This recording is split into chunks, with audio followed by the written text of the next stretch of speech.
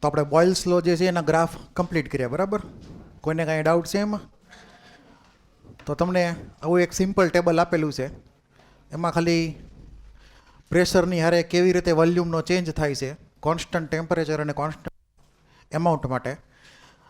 તો એનું જે મલ્ટિપ્લિકેશન જે છે પી ને વીનું, ઓલમોસ્ટ તમે જુઓ પ્રેક્ટિકલ ડેટા છે, એક્સપેરિમેન્ટલ ડેટા, એ ઓલમોસ્ટ કોન્સ્ટન્ટ રહેશે. આ ખાલી એક્સપેરિમેન્ટલ ઓબ્ઝર્વેશન, સાચું જે કોઈ પણ ગેસ હોય એની માટે મેઝર કરેલું છે, બરાબર? પણ આનું કાંઈ ખાસ બીજો કંઈ ઇમ્પોર્ટન્સ નહીં, ખાલી એક જોઈને જવા દેવાનું. આ ગ્રાફ બધા આપણે કમ્પ્લીટ કર્યા હતા, બધી ટાઈપના ગ્રાફ.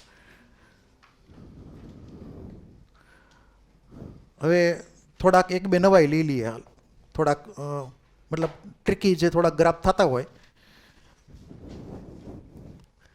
હલોણી અલગથી રાખજો, સૌથી છેલ્લે રાખજો, કેમ કે એમાં થોડુંક બીજા બધું આવે છે ને, એટલે આપણે અલગ 3 લો પૂરા કરીએ ને પછી હું તમને ગ્રાફ કહીશ બધા. હવે એક આ કન્ડિશન તમને આપેલી છે મોડ્યુલમાં લખેલી, બરાબર? હવે આની અંદર કદાચ એક બે જગ્યાએ કરેક્શન આવે તો આપણે, તમે ભણી ગયા છો મોલ કન્સેપ્ટમાં કે એસટીપી કીધું હોય તો એસટીપી પર ટેમ્પરેચર તો 0 ડિગ્રી સેલ્સિયસ એટલે કે 273 કેલ્વિન છે જ તે, એમાં કોઈ ઇસ્યુ નથી. પણ જે પ્રેશર જે છે એ બે અલગ અલગ લેવામાં આવે છે નવી સિસ્ટમ ને જૂની સિસ્ટમ પ્રમાણે. આ ઓલ્ડ સિસ્ટમ જે છે એમાં પ્રેશરને 1 atm લેવામાં આવે અને નવી સિસ્ટમમાં પ્રેશરને 1 bar લેવામાં આવે છે. એટલો ડિફરન્સ છે બેની વચ્ચે. કાં તો 1 atm હોય ઓલ્ડ સિસ્ટમ પ્રમાણે, કાં તો નવી સિસ્ટમ પ્રમાણે 1 bar હોય. એ પ્રમાણે બેની અંદર 1 મોલ આઈડિયલ ગેસ હોય તો એનું વોલ્યુમ જે છે એ અલગ અલગ આવશે. જો તમે આ જૂની સિસ્ટમ ફોલો કરતા હો, એટલે કે ટેમ્પરેચર 0 ડિગ્રી સેલ્સિયસ 273 કેલ્વિન, તો એ વખતે તમને વોલ્યુમ મળે 22.4 લીટર. આપણે પછીના જે પોઈન્ટ છે ડેસિમલ પછીના 4 પછીના બધા જવા દેવાના. તો 22.4 લીટર એ 1 મોલ આઈડિયલ ગેસનું વોલ્યુમ થઈ ગયું. શું થઈ ગયું? 1 મોલ આઈડિયલ ગેસનું વોલ્યુમ ડિફોલ્ટ. મોટાભાગના ન્યુમેરિકલની અંદર તમને કાંઈ ઇન્ફોર્મેશન ન આપેલી હોય તો તમે ડેટા ઉપરથી એવું અનુમાન કરી શકો કે ભાઈ 1 atm હોય તો આપણે વોલ્યુમ લેવાનું 22.4 લીટર. ઓલ્ડ સિસ્ટમ હજી કન્ટિન્યુ છે જ તે ન્યુમેરિકલમાં. તે નવી સિસ્ટમ પ્રમાણે જો તમે 1 bar પ્રેશર લ્યો, 1 bar પ્રેશર તમને ખબર છે કે થોડુંક એવું ઓછું કહેવાય 1 atmની કમ્પેરિઝનમાં, સેજ એવું ઓછું છે. તો પ્રેશર ઓછું થાય તો વોલ્યુમ વધે બોઇલ લો પ્રમાણે. સમજો વોલ્યુમ સેજ એવું ઇન્ક્રીઝ થઈ ગયું, 22.4 ની બદલે 22.7 થઈ ગયું 1 મોલ આઈડિયલ ગેસનું. કેટલું? અહીંયા તે 1 મોલ આઈડિયલ ગેસનું વોલ્યુમ, એમાં ડિફરન્સ આવી ગયો સેજ એવો. એટલે તમારે યાદી રાખવાનું છે કે તમને ન્યુમેરિકલમાં કઈ સિસ્ટમ પ્રમાણે કીધેલું છે. એટલે તમે પોતે પણ એ પ્રમાણે ફિક્સ રાખજો કે જો 1 atm હોય તો અમારે 22.4 લીટર માનવાનું 1 મોલ ગેસનું વોલ્યુમ, અને જો 1 bar લઈએ તો 22.7 માનવાનું છે. ક્લિયર? બેમાં ક્રોસ ન થવું જોઈએ ક્યારેય તે. એટલે આ તમારે ખાસ યાદ રાખવાનું. હવે અહીંયા એક કરેક્શન છે, બીજું તમે કરેક્શન કરજો. અહીંયા 1 bar લખેલું છે તો ગુજરાતીવાળા ખાસ અહીંયા 750 આવે, એ કરેક્શન કરી નાખો. ગુજરાતીવાળા 750 જ છે તો અહીંયા કેમાં 76 તમારે સુધારી નાખ્યું છે તો હાલો. ને અહીંયા તમારે 22.4 કરવાનું છે, સોરી 22.7 ગુજરાતીવાળાએ. 1 bar હોય તો એ વખતે અહીંયા 22.7 આવે, 7 જ છે. તો આ બે કરેક્શન થઈ ગયું છે. મારી એક જૂની કોપી છે એટલે.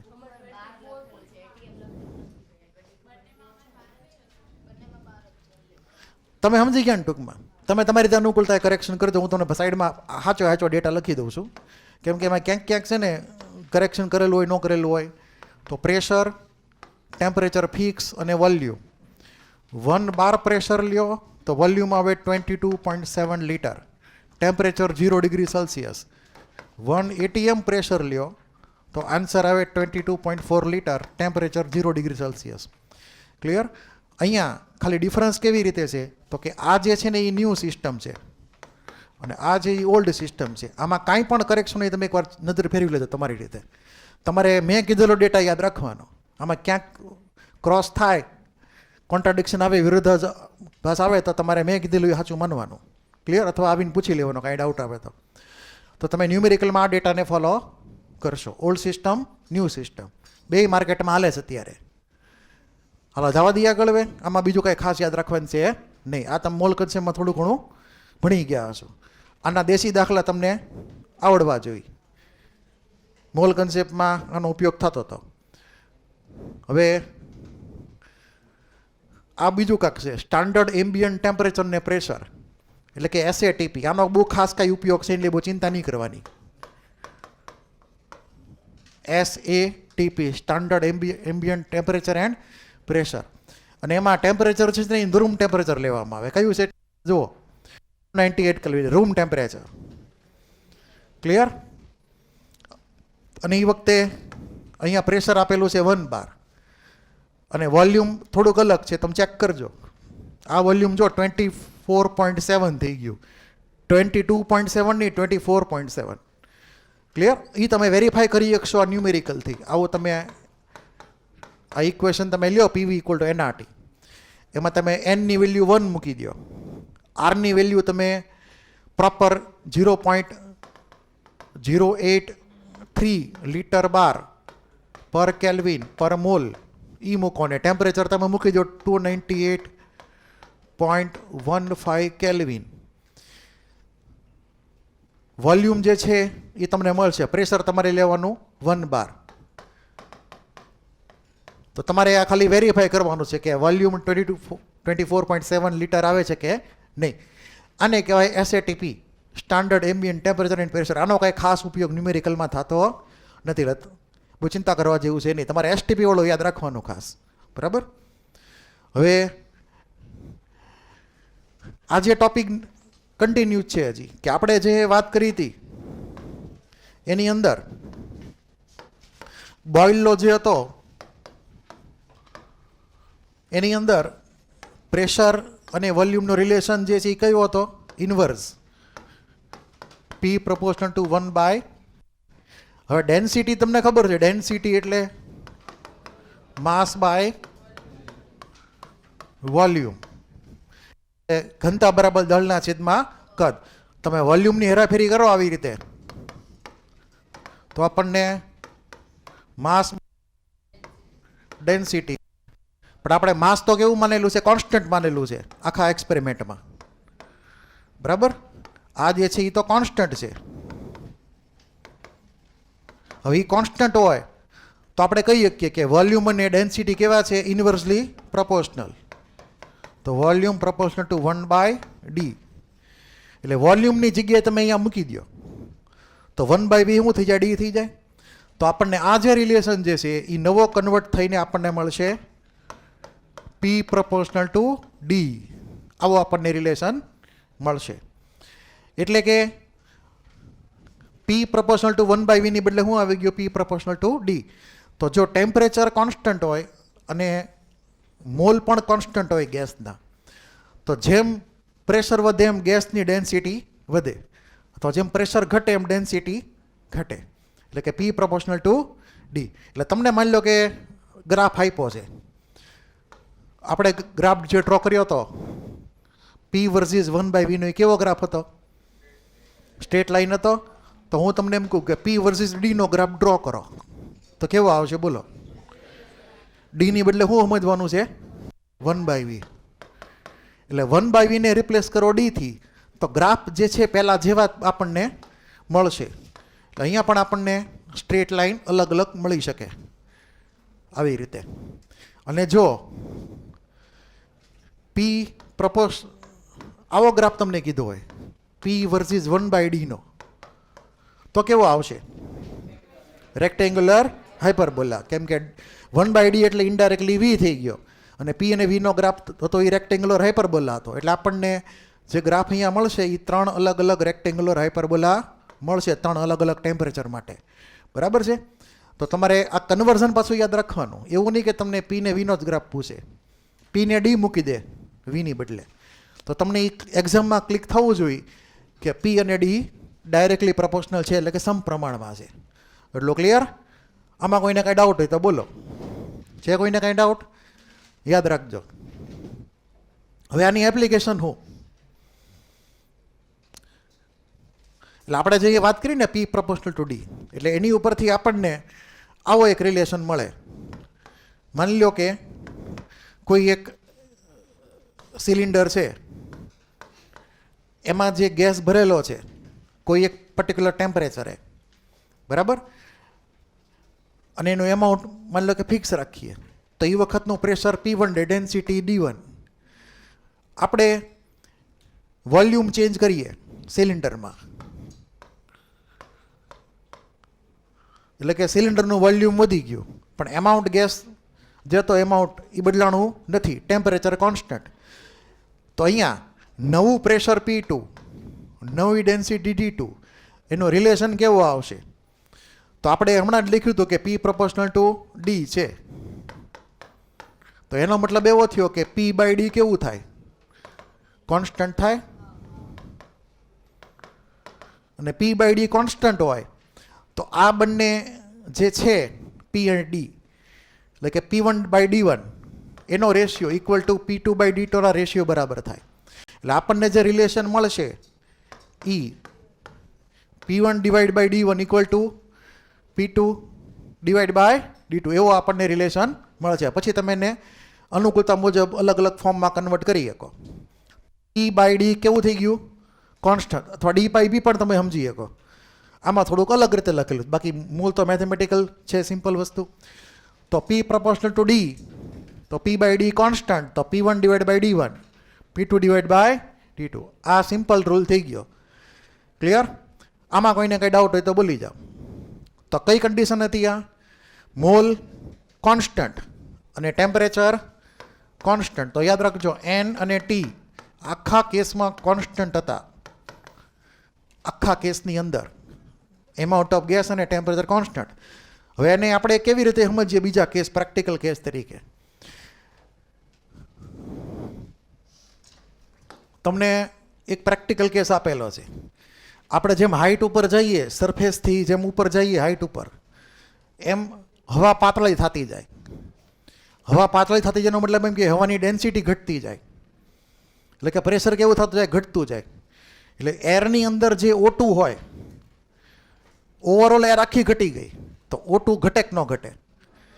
કેમ કે આખી એર ઓવરઓલ ઘટી ગઈ તો O2 ઘટવાનો. O2 ઘટે એટલે આપણને શ્વાસ લેવા તકલીફ પડે જેમ ઉપર હાઇટ ઉપર જઈએ એમ.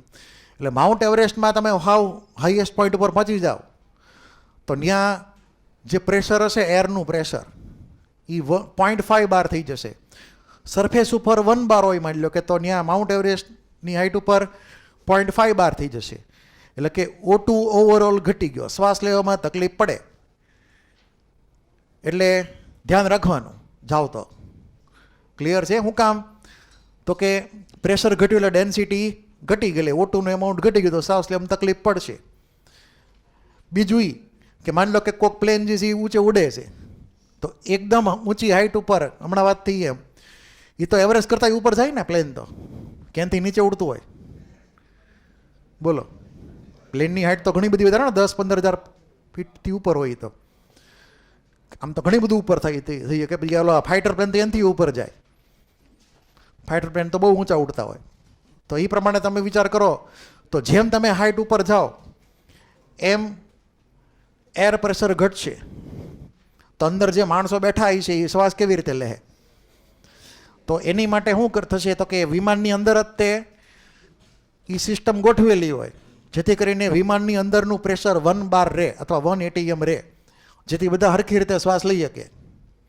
માની લો કે આકાશમાં ક્યાંક વચમાં ક્યાંક બારી ખુલી ગઈ, એટલે બસની બારી કેમ ખોલીએ? થૂકવા હાટું. અને આપણો કોઈક જાય ગુજરાતી, પાનનો માવો ખાધો હોય ને થૂકવા જાય, પછી શું થાય? બારી ખોલે, પૂરું.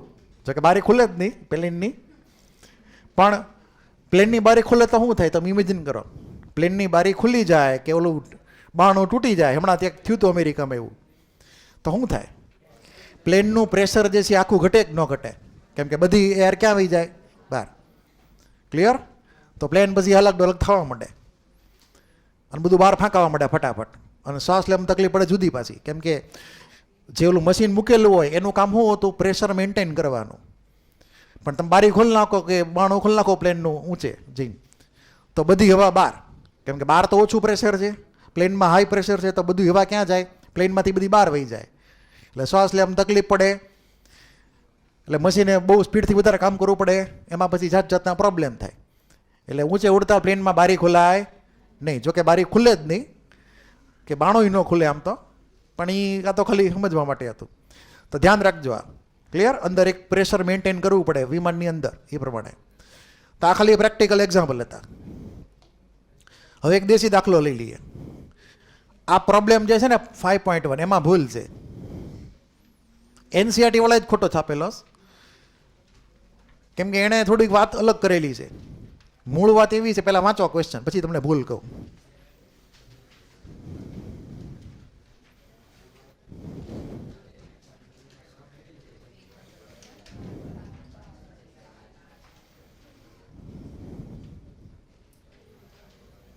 મોડ્યુલમાં ભૂલ નથી, એનસીઆરટી વાળા જ ભૂલ કરીશ, ઉપરથી હાલી આવે છે અને કોઈ સુધારતું જ નથી એને.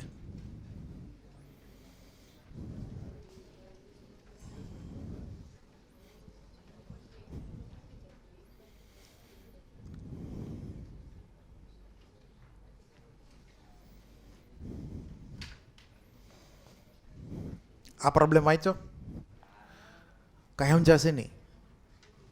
પણ આપણે એની બદલે પહેલાં આ પ્રોબ્લેમ જોઈ લઈએ જે સમજાય એવો છે. 5મો પ્રોબ્લેમ, ટ્રાય યોર સેલ્ફમાં 5મો પ્રોબ્લેમ જુઓ.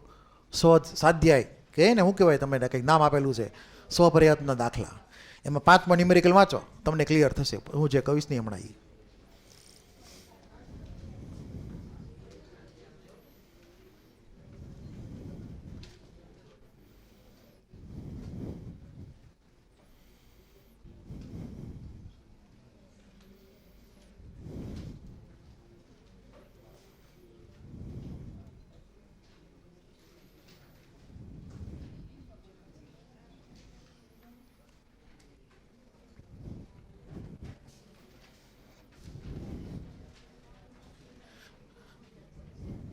થોડો ઘણો આઈડિયા આવે છે?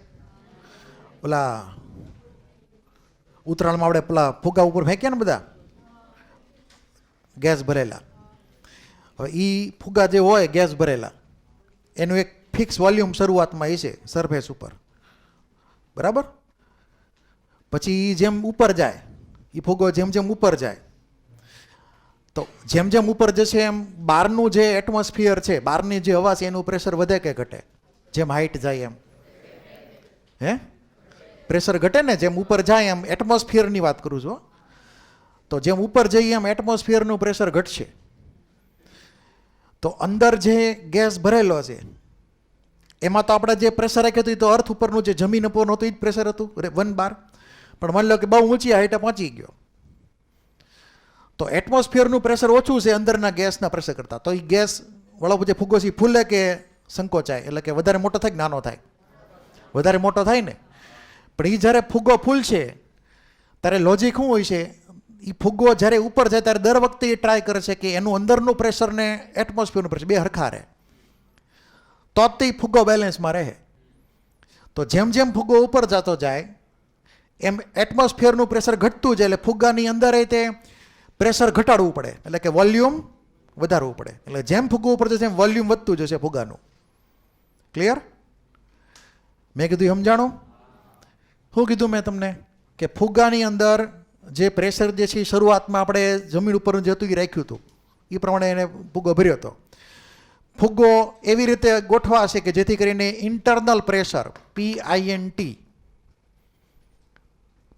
મતલબ આંતરિક દબાણ, ઇન્ટરનલ પ્રેશર ફુગ્ગાની અંદરનું, અને P એક્સટર્નલ એટલે કે બાહ્ય દબાણ, એ બંને કેવા થાય? હંમેશા ઇક્વલ થાય એવી રીતે તે ફુગ્ગો રહેશે. એવું નહીં થાય કે બહાર વધારે હોય ને અંદર ઓછું પ્રેશર હોય એમ. નકર કાં તો ફુગ્ગો ફૂલે કાં તો સંકોચાય, બેમાંથી એક થાય. બરાબર? તો દર વખતે હવે બેલેન્સમાં રહેશે. હવે ઉપરની વેલ્યુ તમે ઘટાડતા ગયા તો આની વેલ્યુ વધારવી પડે. હવે આપણે જે ફુગ્ગામાં જે ગેસ ભરેલો છે ગેસ બદલાવાનો છે, મતલબ એના એમાઉન્ટ બદલાવાના છે કે ફુગ્ગામાં કાણું પડી ગયેલું છે એટલે હવા બધી બહાર નીકળે એવું કંઈ થવાનું નથી, બરાબર. ટેમ્પરેચર ઓલમોસ્ટ કોન્સ્ટન્ટ રાખીએ આપણે, તો આની અંદર એન અને ટી કેવા થઈ ગયા? કોન્સ્ટન્ટ થઈ ગયા. મોલ બદલાવાના નથી ફુગ્ગાની અંદરના, ટેમ્પરેચર બદલાવાનું નથી. તો આ જેમ જેમ પ્રેશર ઘટે એમ વોલ્યુમનો શું થાય? વોલ્યુમ વધે. વોલ્યુમ વધે એટલે તકલીફ કોને થાય? ઓલું જે ફુગ્ગાનું જે રબર હોય એને સ્ટ્રેચ થાય, ખેંચાય. હવે રબરની એક લિમિટ હોય, ક્યાં સુધી ખેંચીને તમે એને મોટું કરી શકો. અમુક લિમિટ કરતાં વધારે મોટું વોલ્યુમ થઈ જાય ફુગ્ગો ફાટે કે ન ફાટે? ક્લિયર? આ જ લોજિક છે. તો જેમ તમે ઉપર જાઓ લઈ જાઓ ફુગ્ગાને એમ એનું વોલ્યુમ વધવા મળશે એટલે રબરનું ઉપર સ્ટ્રેચિંગ વધારે થશે, ખેંચાણ વધારે આવશે એટલે રબર ફાટી જશે, ફુગ્ગો ફાટી જશે ટૂંકમાં. તો અહીંયા લોજિક એ જ છે કે ભાઈ શરૂઆતમાં પ્રેશર હતું કેટલું? તો કે 1 બાર, બરાબર. અને એનું વોલ્યુમ 175 ડીએમ ક્યુબ એટલે લીટર ગણાય ને, અને શું ગણાય? હું ઉપર ઇંગ્લિશમાં વાંચું તો 175 ડીએમ ક્યુબનું વોલ્યુમ છે એટલે કે લીટર છે, બરાબર. અને પ્રેશર છે 1 બાર. તો આ શરૂઆતની સ્થિતિ એટલે શું થઈ ગયું? P1 V1 એમ થાય ને, P1 V1. પછી જ્યારે એ ફુગ્ગો ઉપર જાય અમુક હાઈટ સુધી ત્યારે ફુગ્ગાની અંદરનું પ્રેશર કેટલું થઈ જાય છે? 0.8 થઈ જાય છે. તો એ શું થઈ ગયું? P2. તો નવું વોલ્યુમ કેટલું ફુગ્ગાનું એ ગણવાનું કીધું છે. આવડે કે ન આવડે? હાવ દેશી દાખલો. ક્લિયર? વેલ્યુ મૂકી દેવાની. પણ એક વસ્તુ ધ્યાન રાખવાની તમારે, તમે જે પ્રેશરનો યુનિટ એક સાઈડ મૂકો એવો જ પ્રેશર યુનિટ બીજી સાઈડ મૂકવાનો, યુનિટ સરખા રાખવાના. આ બાજુ 12 હોય ને આ બાજુ 18 હોય, એટલે અલગ અલગ યુનિટ રાખવાના નથી બે બાજુ. ક્લિયર? અને જો તમને અલગ યુનિટ આપેલા હોય તો તમારે એને સરખા કરવાના પહેલાં. સપોઝ હું તમને અહીંયા કાંઈક કહી દઉં કે ભાઈ માની લો કે 400 બાર છે, 750 બાર છે ધારો કે અહીંયા, સોરી 750 mmHg છે, અને હું તમને અહીંયા 0.8 બાર લખીને આપું ધારો કે, તો તમારે થોડીક બુદ્ધિ વાપરવાની કે આ 1 બાર કે જે 750 mmHg છે આને હું બાર તરીકે જ આપું તમને. તો મેં બે તમને અલગ અલગ યુનિટ આપ્યા પ્રેશરના. હવે તમે બેઠે બેઠી જો વેલ્યુ મૂકીને ગણશો ને બેઠે બેઠી વેલ્યુ, તો યુનિટ કેન્સલ નહીં થાય એટલે આન્સર ખોટો આવશે. ફિઝિક્સ પ્રમાણે બે સાઈડના યુનિટ તમારે હરખા રાખો તો જ કેન્સલ થાય, નહીંતર કેન્સલ થાય નહીં. તમારે કાં તો mmHgને કન્વર્ટ કરવા પડે બારની અંદર, કાં તો બારને કન્વર્ટ કરો mmHgમાં, પછી એની વેલ્યુ મૂકવાની તમારે આમાં બે બાજુ P1 P2ની. V1નો જે યુનિટ છે એ જ V2નો યુનિટ આવશે, એ પણ ધ્યાન રાખવાનું. ક્લિયર? તો આવો દેશી ન્યુમેરિકલ તમે જાતે ગણી શકશો. આન્સર લખેલો છે, વેરીફાઈ કરી લેજો, બરાબર. હવે આવું આવડે કે ન આવડે? હવે તમે ઓલા પ્રશ્નમાં પાછા આવો, આપણે જે વાત કરી હતી ને ભૂલવાળો પ્રશ્ન. હવે વાંચો. હવે તમે ભૂલ ગોતી નાખોમાં ક્યાં ભૂલ છે.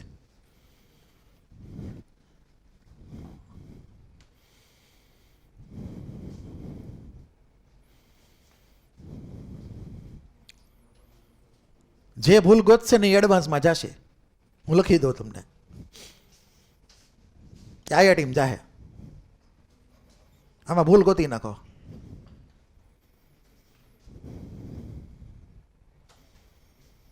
બોલેલા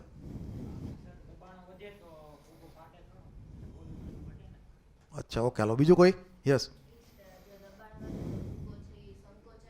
વેરી ગુડ. અહીંયા વર્ડ શું લખેલો છે કે પ્રેશર એક્સીડ જેવું લખેલું, જો દબાણ વધે એવું લખેલું છે. પ્રેશર કોઈ દી વધે હાઈટ ઉપર જાય તો ફુગ્ગો, ક્લિયર ને? તો હાઈટ ઉપર જેમ ફુગ્ગો જશે એમ એટમોસ્ફિયરનું પ્રેશર ઘટવાનું છે, તો અંદરનું પ્રેશર ફુગ્ગાનું પણ ઘટવાનું છે, એટલે વોલ્યુમ વધશે. એટલે વોલ્યુમ વધશે એટલે ફુગ્ગો ફાટશે. ક્લિયર? એટલે કે પ્રેશર ઘટી જશે, વધી જશે ને અહીંયા શું આવશે વર્ડ? પ્રેશર ડિક્રીઝીસ આવશે. ઇફ પ્રેશર ડિક્રીઝીસ બિલો, અહીંયા મોડિફિકેશન કરજો, હું બેને મોડિફિકેશન કહી દઉં છું. આ જે મેં અંડરલાઇન કરેલું છે ઇંગ્લિશવાળા પહેલાં, it will burst if pressure exceeds 0.2 bar. તમે એને મોડિફાય કરજો, it will burst if pressure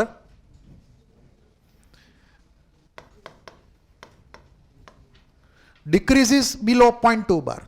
0.2 બારથી ઓછું થઈ જાય પ્રેશર, એટલે કે વોલ્યુમ વધી જાય અમુક લિમિટથી, તો ફુગ્ગો ફાટવાનો. એટલે તમારે કરેક્શન જે કરવાનું છે એ ક્યાં કરેક્શન કરશો, આ પર્ટિક્યુલર લાઈન તમને માર્ક કરી દઉં કે આ એક્સિડ 0.2 બાર, એની બદલે તમે શું સમજશો, ડિક્રીઝિસ બિલો 0.2 બાર. 0.2 બારથી નીચે જવું ન જોઈએ, કેમ કે વોલ્યુમ વધવાનું છે એ વખતે. ગુજરાતીવાળા તે જ પ્રમાણે જો 0.2 બાર કરતા દબાણ ઘટે એમ સમજજો, કરતા દબાણ ઘટે તો તે ફાટી જાય એમ છે. એટલે તમે એને મોડિફાય કરશો, બરાબર. આ ભૂલ ઓરિજિનલ એનસીઆરટીમાં જ છે, જે આપણે સુધારીએ છીએ. મોડ્યુલમાં ભૂલ નથી, એનસીઆરટીમાં જ ઓરિજિનલ ભૂલ છે. તો જો 0.2 બારથી ઓછું દબાણ થઈ જાય તો ફુગ્ગો ફાટવાનો છે, કેમ કે વોલ્યુમ વધી જવાનું છે. સમજ પડી ને? આ ક્લિયર છે બધાને? તો હવે આની અંદર હું આપણે યાદ કરી લઈએ ડેટા કેવી રીતનો હતો એ. તો તમને પહેલાં જે આપ્યું હતું કે આ P1 હતું, બરાબર. P1 શું હતું? 1 બાર. સ્ટાર્ટિંગમાં જમીન ઉપર જ્યારે ફુગ્ગો હતો સરફેસ ઉપર, ત્યારે આપણે 1 બાર પ્રેશરે અમુક ગેસ ભર્યો થોડોક એવો. તે વખતે ફુગ્ગાનું વોલ્યુમ થયું સ્ટાર્ટિંગ વોલ્યુમ 2.27 લીટર, બરાબર છે. પછી ફુગ્ગો ધીમે ધીમે ઉપર ગયો, ફુગ્ગો ઉપર ગયો એટલે પ્રેશર ઘટતું ગયું એટમોસ્ફિયરનું, એટલે ફુગ્ગાની અંદરનું પ્રેશર ઘટ્યું, બરાબર. તમને આ લિમિટ આપેલી છે કે કઈ લિમિટથી ઓછું થશે પ્રેશર તો ફુગ્ગો ફાટી જશે. 0.2 થી નીચે નથી જવાનું, એટલે કે મેક્સિમમ વોલ્યુમ, પ્રેશર મિનિમમ તો વોલ્યુમ કેવું? મેક્સિમમ. ક્લિયર? તો આપણે P મિનિમમ તમને આપેલું છે 0.2 બાર, તો V મેક્સ કેટલું થાય?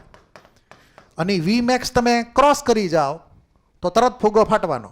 તો તમે સિમ્પલી તમે ઇક્વેટ કરો, P1 V1 equal to P minimum into V max. Clear? એ બેને સરખાવી દેવાના આવી રીતે. ક્લિયર છે ને બધાને? P1 V1 equal to P minimum into V max.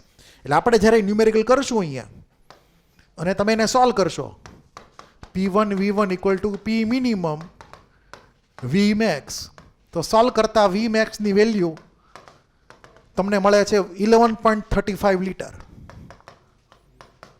જો તમે આ વોલ્યુમથી એક પણ સેજ વોલ્યુમ વધારે કર્યું તો ફુગ્ગો ફાટવાનો. આ વોલ્યુમની અપર લિમિટ થઈ ગઈ. શું થઈ ગઈ? Upper limit. ફુગ્ગો ફાટવાની તૈયારીમાં છે. ક્લિયર? કોઈને કંઈ ડાઉટ હોય તો બોલી જાઓ. સમજાઈ ગયું? સોલ્યુશન આપેલું છે, આ એનું લોજિક હતું. કોઈને કંઈ ડાઉટ? તો આ બાકીના ન્યુમેરિકલ તમારે જે છે આના એ જાતે કરવાના, એક્ઝામમાં પૂછીએ કાંઈ આવડવા જોઈ. સિમ્પલ દેશી દાખલા કહેવાય. Formula P1 V1 equal to P2 V2 આવડવા જોઈએ, બરાબર. હવે હાવ નવો ટોપિક.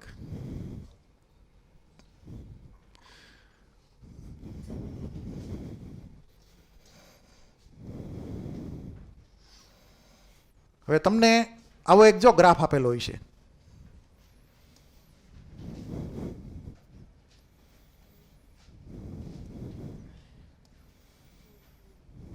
આવો ગ્રાફ જો આ દેખાય તમને આપેલો હશે કે મોડ્યુલમાં. હવે આ જે છે એમાં એઝ્યુમ આપણે એવું કરવાનું છે કે આપણે જે પ્રેશર જે છે એ ફિક્સ રાખવાનું છે. માની લો કે નાનું એવું સિલિન્ડર હોય, આમાં અમુક પ્રેશરે ગેસ ભરેલો છે, આનું વોલ્યુમ માની લો કે V1 કહી દઉં, ટેમ્પરેચર T1 કહી દેવાનું, આનો P કોન્સ્ટન્ટ, મોલ કોન્સ્ટન્ટ, બરાબર. હવે હું વોલ્યુમ વધારી દેવાનું, વોલ્યુમ વધારી દીધું, નવું વોલ્યુમ V2 થઈ ગયું, પણ પ્રેશર અંદરનું કોન્સ્ટન્ટ રહ્યું. અંદરના મોલે કોન્સ્ટન્ટ રહ્યા. કન્ડિશન મેં અપ્લાય કરી તો વોલ્યુમ V1 માંથી વોલ્યુમ V2 મૂકી ગયા આપણે. તો ઇનડાયરેક્ટલી જે આપણું જે ઇક્વેશન હતું આઈડિયલ ગેસનું PV = nRT, એમાં તમે એક સાઈડની વેલ્યુ વધારી છે જેવી, તમે વોલ્યુમની વેલ્યુ વધારી, પ્રેશર તો ઇક્વલ જ રાખ્યું, n ઇક્વલ રાખ્યું, R તો કોન્સ્ટન્ટ છે એટલે એની કાંઈ વેલ્યુ ન હોય કાંઈ, તો T વધવું પડે કે ન વધવું પડે? મેથેમેટિકલ ઇક્વેશન બે બધું હરખા કરવા માટે, બરાબર છે.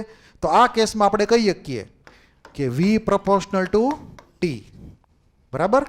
વોલ્યુમ અને ટેમ્પરેચર કેવા છે? એકબીજાના સમપ્રમાણમાં, ડાયરેક્ટલી પ્રોપોર્શનલ છે. કઈ કન્ડિશનમાં? પ્રેશર કોન્સ્ટન્ટ હોય અને મોલ કોન્સ્ટન્ટ હોય ત્યારે V proportional to T. હવે એનો ગ્રાફ ડ્રો કર્યો તો તમને અહીંયા ગ્રાફ આપેલો છે બેઠે બેઠો.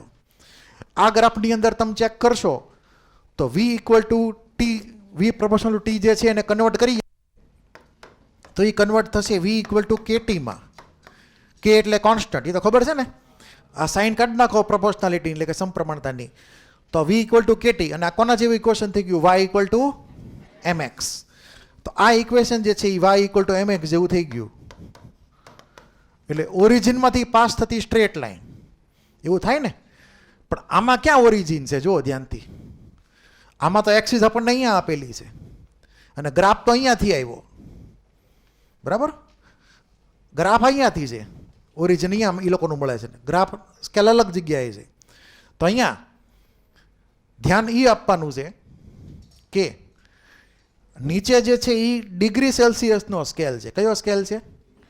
ડિગ્રી સેલ્સિયસનો સ્કેલ છે, બરાબર. ધ્યાન આપજો ખાસ. આ એક્સિસ ખાલી તમને ટાઈમ પાસ માટે આપેલી છે. સાચી એક્સિસ ખરેખર બે અલગ અલગ એક્સિસ છે. પહેલી એક્સિસ જે છે, ના તો દેખાતું જ નથી, કયો કલર લેવો? બ્લુ હાલ છે? દેખાશે? આ 0 વાળી લાઈન લઈ લ્યો, થોડીક આગી ભેગી.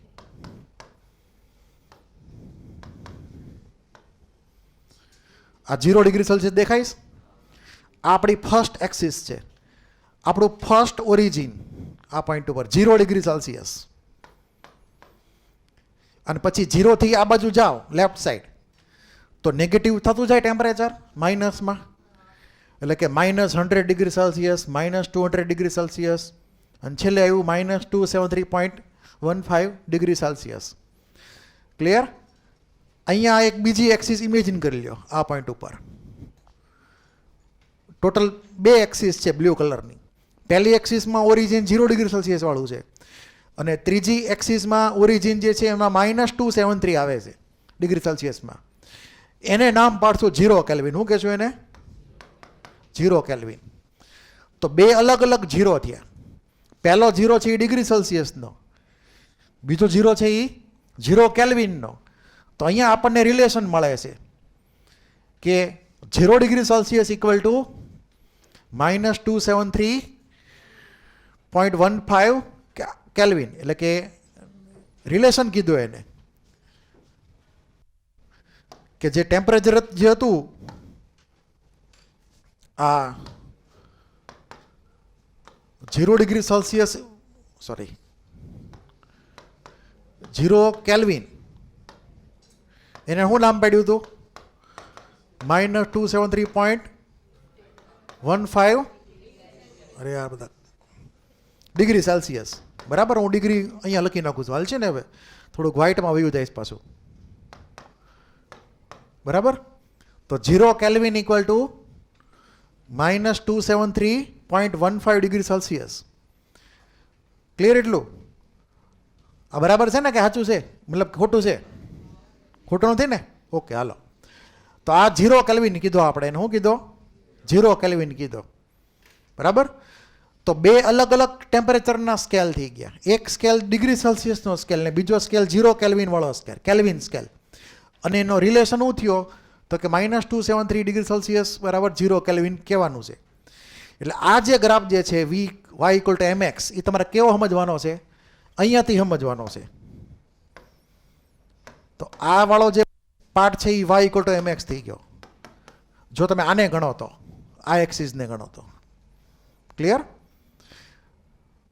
હવે અહીંયા જે તમને અલગ અલગ પ્રેશર બધા આપેલા છે, P1, P2, P3, P4, આ એક્સપેરિમેન્ટલી ડ્રો કરેલો ગ્રાફ છે આઈડિયલ કેસ માટે, કે આપણે અલગ અલગ પ્રેશર લઈએ P1, P2, P3, P4, આમાં અલગ અલગ P રાખવું, બરાબર? પછી ગ્રાફ ડ્રો કરું વોલ્યુમ ને ટેમ્પરેચરના કોઈ એક પર્ટિક્યુલર પ્રેશર માટે, તો એ આવો ગ્રાફ આવશે. પ્રેશર બદલી વળી પાછો આવો ગ્રાફ આવશે. થર્ડ ટાઈમ નવું પ્રેશર લીધું P3, પછી V90નો ગ્રાફ પાછો આવો છે. બધા એક જ પોઈન્ટ ઉપર મળે છે એક્સટેન્ડ કરો એટલે. અહીંયા એ લોકો અલગ અલગ દેખાય છે આ બધા આ પોઈન્ટ ઉપર, પણ એક્સટેન્ડ કરો તો બધા એક પોઈન્ટે ભેગા થતા હોય છે. તો અહીંયાથી આપણે કેલ્વિન સ્કેલનું ઓરિજિન થયું. શું થયું? કેલ્વિન સ્કેલ જે હતો ટેમ્પરેચરનું ઓરિજિન આ ગ્રાફમાંથી થયું. કોનો ગ્રાફ છે આ? વોલ્યુમ વર્સિસ ટેમ્પરેચરનો. અને એમાં ટેમ્પરેચરમાં અહીંયા 0 ડિગ્રી સેલ્સિયસ છે, બેક જઈએ તો આપણને માઇનસમાં ટેમ્પરેચર મળે. ક્લિયર એટલું? હવે આ જે ગ્રાફ જે છે એમાં આ સાઈડનો પાર્ટ y=mx, અહીંયાથી તમે આ ઓરિજિન ગણતા હો તો, આ એક્સિસ ગણતા હો તો બ્લુ કલરની, આ એક્સિસ નહીં ગણતા સમજવા માટે, નકર થોડું પ્રોબ્લેમ થશે. અને જો આ એક્સિસ ગણો, આ સાઈડની એક્સિસ, તો એ ગ્રાફથી જાય y=mx + c. કેવો થઈ જશે? બે અલગ અલગ ગ્રાફ છે, જો ધ્યાનથી. બે અલગ અલગ એક્સિસ y લીધી, તો આ એક્સિસ માટે આ y=mx વાળી સ્ટ્રેટ લાઈન થઈ ગઈ, અને અહીંયાથી કાઉન્ટ કરો તો y=mx થઈ ગયું. સમજ પડી મેં કીધું? ખાસ ધ્યાન રાખજો, ડિગ્રી સેલ્સિયસનો સ્કેલ લીધો હોય તો ગ્રાફ કેવો આવશે? y=mx + c વાળો, આટલો કટકો, બરાબર? અને જો તમે કેલ્વિનનો સ્કેલ લીધો હોય તો આખો કટકો આવશે. એટલે તમે ગ્રાફને કેવી રીતે જોવો છો એ ઇમ્પોર્ટન્ટ છે. તો અહીંયા જે આ રિલેશન આપેલો છે V∝T, બરાબર, એ સાચું છે કેલ્વિન સ્કેલ માટે. કોની માટે સાચું છે? કેલ્વિન સ્કેલ માટે. કેલ્વિન સ્કેલ માટે જ સાચું છે. જો તમે ડિગ્રી સેલ્સિયસનો સ્કેલ લેશો તો એ ઇક્વેશન ખોટું પડશે. મેં કીધું એ સમજાણો? એટલે તમે ડિગ્રી સેલ્સિયસના સ્કેલ માટે V∝T કહી શકો નહીં. મતલબ વધે ઘટે એ વાત બરાબર, પણ ડાયરેક્ટ પ્રોપોર્શનમાં નહીં. ટેમ્પરેચર ડબલ તો વોલ્યુમે ડબલ. માની લો કે ટેમ્પરેચર 30 ડિગ્રી સેલ્સિયસ છે, એમાંથી 60 ડિગ્રી સેલ્સિયસ કરો તો વોલ્યુમ ડબલ નહીં થાય, બરાબર? ક્લિયર? પણ જો તમે કેલ્વિન સ્કેલમાં ટેમ્પરેચર ડબલ કરશો, 273ના ડબલ કરી નાખો ટેમ્પરેચરમાં, તો વોલ્યુમે ડબલ થશે. મેં કીધું એ ખાસ યાદ રાખજો. શું કીધું મેં? ક્લિયર થયું? ડિગ્રી સેલ્સિયસમાં તમે ટેમ્પરેચર ડબલ કરો તો વોલ્યુમ ડબલ નથી થવાનું. કેલ્વિન સ્કેલમાં તમે જો ટેમ્પરેચર ડબલ કરો તો વોલ્યુમ ડબલ થશે. કેમ કે બેયના રિલેશન અલગ અલગ છે. તો આ રિલેશન સાચો ક્યાં પડશે? કેલ્વિન સ્કેલમાં જ સાચો પડશે, V∝T. તમે જેવા ડિગ્રી સેલ્સિયસની વેલ્યુ લેશો તરત જ તે આખો ગ્રાફનો નેચર બદલાઈ જશે, રિલેશન આખો બદલાઈ જશે. નહીં આવશે y=mx + c. ક્લિયર એટલું? તો સાચો રિલેશન છે કયો એની વાત કરી લઈએ. હવે આ ગ્રાફ જે છે એકચ્યુઅલી જે તમને આપેલો છે ચાર્લ્સ લો માટેનો ગ્રાફ છે. કયો છે? Charles law. Charles લોનું original statement જે છે, ઓરિજિનલ સ્ટેટમેન્ટ એ ડિગ્રી સેલ્સિયસને ધ્યાનમાં રાખીને એને આપ્યું હતું. એને કેલ્વિન સ્કેલને ધ્યાનમાં રાખીને ઓરિજિનલ સ્ટેટમેન્ટ લખ્યું નહોતું. એટલે આપણે ઓરિજિનલ સ્ટેટમેન્ટ જોઈ ચાર્લ્સ લોનું શું હતું એ. તો ચાર્લ્સ લો જે છે એમાં ઓરિજિનલ સ્ટેટમેન્ટ વાંચો ધ્યાનથી. પહેલાં થોડુંક કોમ્પ્લિકેટેડ છે સમજવામાં, અને તમને એનું ઇક્વેશન ન થાય પ્રોપરલી.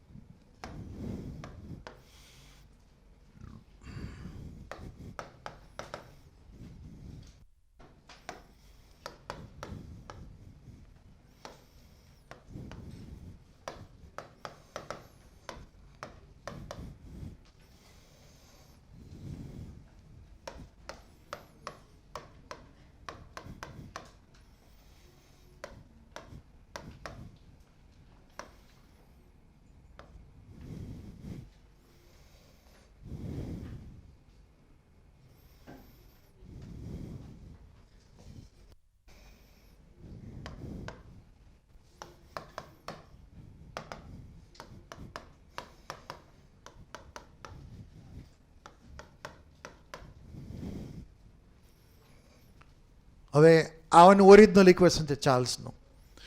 એમાં વીટી જે છે પહેરવાની નહીં. આ વીટી એટલે વોલ્યુમ ઓફ ધ ગેસ, એટલે કે વાયુનું કદ at T degree Celsius temperature. કયા ડિગ્રી સેલ્સિયસના સ્કેલમાં? તો વીટી મતલબ volume of the gas at temperature T degree Celsius equal to V0 નો મતલબ છે volume of the gas at 0 degree Celsius. સેલ્સિયસના સ્કેલમાં છે બધું, કેલ્વિન સ્કેલમાં નથી રિલેશન. તો V0 નો મતલબ શું મજવાનું? 0 ડિગ્રી સેલ્સિયસ હોય ટેમ્પરેચર ગેસનું, એ વખતનું એનું વોલ્યુમ છે. પ્રેશર તમે ઈચ્છા વર્તી રાખી શકો અનુકૂળ થાય, કેમ કે પ્રેશર રાખવું એ કોન્સ્ટન્ટ રાખવાનું, જે રાખવો એ બરાબર, મોલે નથી બદલવાના. પછી બીજું છે V0 ડિવાઇડ બાય 273.15. V0 એક ફિક્સ વેલ્યુ થઈ ગઈ એ પર્ટિક્યુલર ગેસ માટે, કોઈ એક પ્રેશરની વેલ્યુ માટે, બરાબર. એને ડિવાઈડ કરવાનું 273 થી, અને એ આખી તમને મલ્ટીપ્લાય કરો ટેમ્પરેચરની વેલ્યુ ડિગ્રી સેલ્સિયસના સ્કેલમાં. તમને આ ઇક્વેશન લખીને આપ્યું નથી, નોટ કરજો ખાસ. હવે વાંચો સ્ટેટમેન્ટ કે for each degree rise in the temperature, એક ડિગ્રી સેલ્સિયસનું તમે ઇન્ક્રીઝ કરો ટેમ્પરેચરમાં, તો વોલ્યુમ ઇન્ક્રીઝ થાય ગેસનું. કેટલા ટાઈમ્સ ઇન્ક્રીઝ થાય? તો કે 1 ડિવાઇડ બાય 273.15 ટાઈમ્સ એના ગણું. ઓરિજિનલ વોલ્યુમ જે હોય V0 0 ડિગ્રી એના, એટલે કે ઓરિજિનલ વોલ્યુમ V0 એના કેટલા ટાઈમ્સ? 273.15 ટાઈમ્સ ઇન્ક્રીઝ થાય. તો આ બેને ભેગા કરો તો કઈ ટર્મ મળે? આ ટર્મ મળે તમને? ક્લિયર? તો V0 જે વોલ્યુમ હોય એના 1/273.15 ટાઈમ્સ એટલા ગણું વોલ્યુમ વધશે જ્યારે તમે ટેમ્પરેચર વધારશો 1 ડિગ્રી સેલ્સિયસ દરેક વખતે. તો આ એનો રિલેશન થઈ ગયો, y equal to c plus mx. એમાં c એટલે શું થયું? Intercept V0. પછી m એટલે સ્લોપ, બરાબર, સ્લોપની વેલ્યુ થઈ ગઈ. અને આ થઈ ગયું x એટલે કોણ? તો કે ડિગ્રી સેલ્સિયસ સ્કેલમાં ટેમ્પરેચર. એટલે આપણે જે થોડીક વાર પહેલાં જે ગ્રાફ જોયો હતો એમાં મેં તમને જે આ પાર્ટ જે કીધો હતો એટલો પાર્ટ, એ પાર્ટની વાત કરું છું. જો અહીંયા ઇન્ટરસેપ્ટ મળ્યો કે ન મળ્યો? જો તો આ ઇન્ટરસેપ્ટ, પછી આ બીજો ઇન્ટરસેપ્ટ નવું પ્રેશર, વળી પછી આ ત્રીજો ઇન્ટરસેપ્ટ, આ ચોથો ઇન્ટરસેપ્ટ અલગ પ્રેશરે. તો એ જે ઇન્ટરસેપ્ટ જે છે આ ઇન્ટરસેપ્ટ એ કોની વેલ્યુ થઈ? 0 ડિગ્રી સેલ્સિયસ વખતનું જે વોલ્યુમ હોય એટલે આનું કહેવાય V0. આ V0 અલગ અલગ પ્રેશર માટે. સમજ પડી? ક્લિયર છે? તો અહીંયા આ રિલેશન તમારે નોટ કરી લેવાનો, ખાસ અને ભૂલવાનું છે નહીં. હવે આને એક પોઈન્ટ જોઈ લઈએ. માની લો કે હું ટેમ્પરેચર લઉં 1 ડિગ્રી સેલ્સિયસ. કેટલું લઉં? એટલે ટીની વેલ્યુ મૂકો 1, એને હું કહી દઉં V1 ધારો કે. તો V1 ઇક્વલ ટુ શું થાય? V0 plus V0 divide by 273.15. આની વેલ્યુ 1 એટલે લખવાની જરૂર છે નહીં. પછી માની લો કે ટેમ્પરેચર લઉં 2 ડિગ્રી સેલ્સિયસ, તો અહીંયા લખું V2, અહીંયા લખું V0 plus 2V0 divide by 273.15. આ 2 ક્યાંથી આવ્યો? ટેમ્પરેચર લીધું 2 ડિગ્રી સેલ્સિયસ. હવે તમે આ બેનો ડિફરન્સ લ્યો, આ બેનો ડિફરન્સ લ્યો તમે, તો V2 માઇનસ V1 નો ડિફરન્સ શું હવે બોલો? V2 માઇનસ V1 ડિફરન્સ લ્યો તો V0 કટ, તો તમે ડિફરન્સ લેશો તો શું આવશે હવે? V2 minus V1 equal to શું આવશે? V0 ડિવાઈડ બાય ટેમ્પરેચર કેટલું વધ્યું? 1 ડિગ્રી સેલ્સિયસ. તો એ બેના વોલ્યુમનો ડિફરન્સ કેટલો આવ્યો? V0 ડિવાઈડ બાય 273.15 ટાઈમ્સ એટલું વધ્યું. એટલે હું જો સ્ટેટમેન્ટ શું કીધું હતું કે તમે ટેમ્પરેચર 1 ડિગ્રી સેલ્સિયસ વધારશો તો વોલ્યુમ કેટલું વધશે? આટલી વેલ્યુનું વધશે વોલ્યુમ દર વખતે, મેં કીધું એ સમજાણો? તો આવો તમને ન્યુમેરિકલ પૂછે તો આવડવું જોઈએ. ક્લિયર? આ બાજુના બે ટેમ્પરેચર લીધા તો એનો ડિફરન્સ એટલો જ આવશે ડિગ્રી સેલ્સિયસના સ્કેલમાં. કોઈને કાંઈ ડાઉટ હોય તો બોલી જાઓ. છે કોઈને કાંઈ ડાઉટ? તો આ તમે નોટ કરી લેશો, બાકી બધું તો લખેલું જ છે. ઓકે,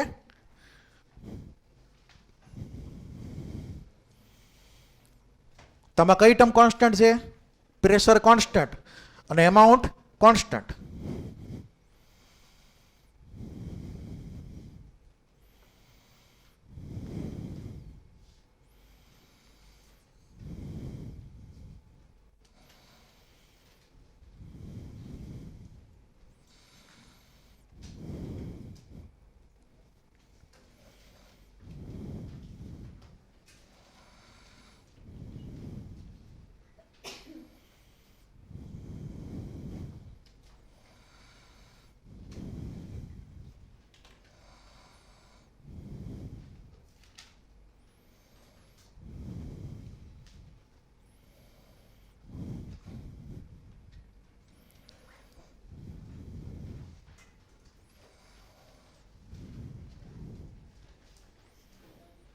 લખાઈ ગયું? કોઈને કાંઈ ડાઉટ? હવે આની માટે લખો એક numerical.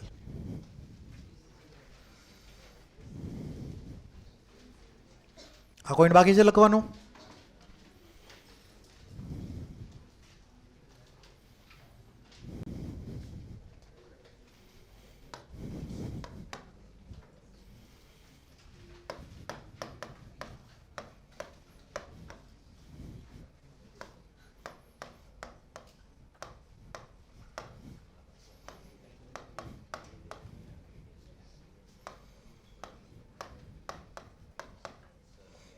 Volume of an ideal gas at 0 degree Celsius and 1 atm pressure.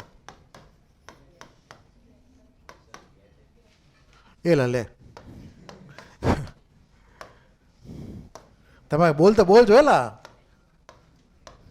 Volume of an ideal gas at 0 degree Celsius and 1 atm pressure is 22.4 liter. Calculate the volume of, અહીંયા 1 મોલ મારે લખવાનું રહી ગયું છે, બ્રેકેટમાં 1 મોલ સમજજો. 1 mall ideal gas.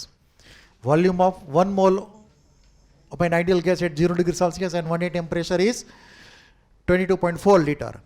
Calculate the volume of ideal gas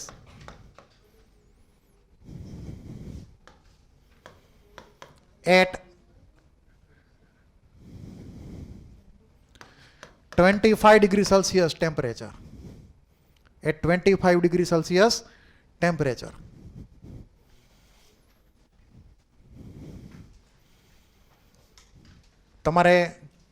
તમને 0 વાળું volume આપેલું છે આ ન્યુમેરિકલમાં, તો ફરીવાર તમને કહી દઉં, તમને ટેમ્પરેચર આપી દીધું છે 0 ડિગ્રી સેલ્સિયસ.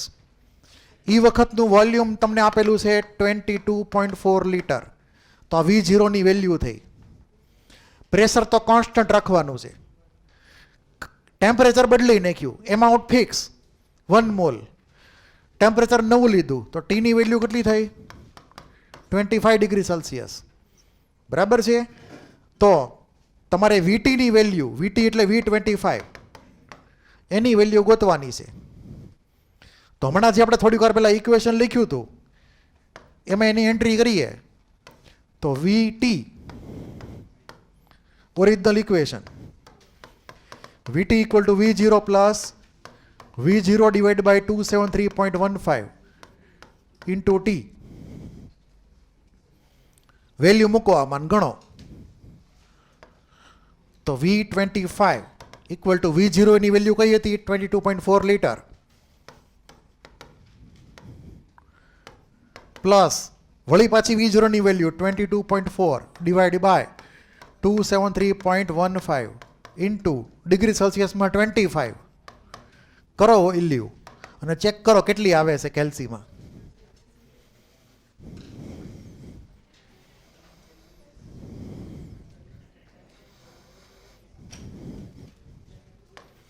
આ બેયના યુનિટ લીટર જ છે. મને આન્સર કહેજો જે આવતું હોય.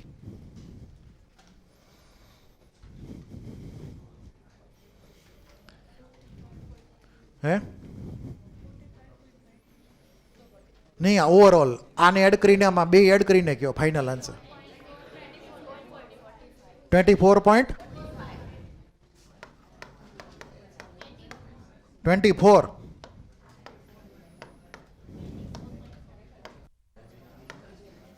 આવું કાંક આવે છે. 24.45 લીટર આવું જ કાંક આવે છે ને. અને તમને યાદ હોય તો આપણે એસએટીપીમાં વાત શું કરી હતી. એસએટીપી એટલે ખબર છે ને, સ્ટાન્ડર્ડ એમ્બિયન્ટ ટેમ્પરેચર ને પ્રેશર. એમાં 24.789 એવું વેલ્યુ લખી હતી કે જે બહુ નજીક છે આની. થોડો ઘણો ડિફરન્સ આવે જ કેમ કે ઇક્વેશન બદલાઈ ગયું એટલે, પણ ક્લોઝ તો આવીને, નજીક આવીને. એટલે રફલી તમે 24.45 લીટર આ પ્રમાણે આપણને વેલ્યુ મળી.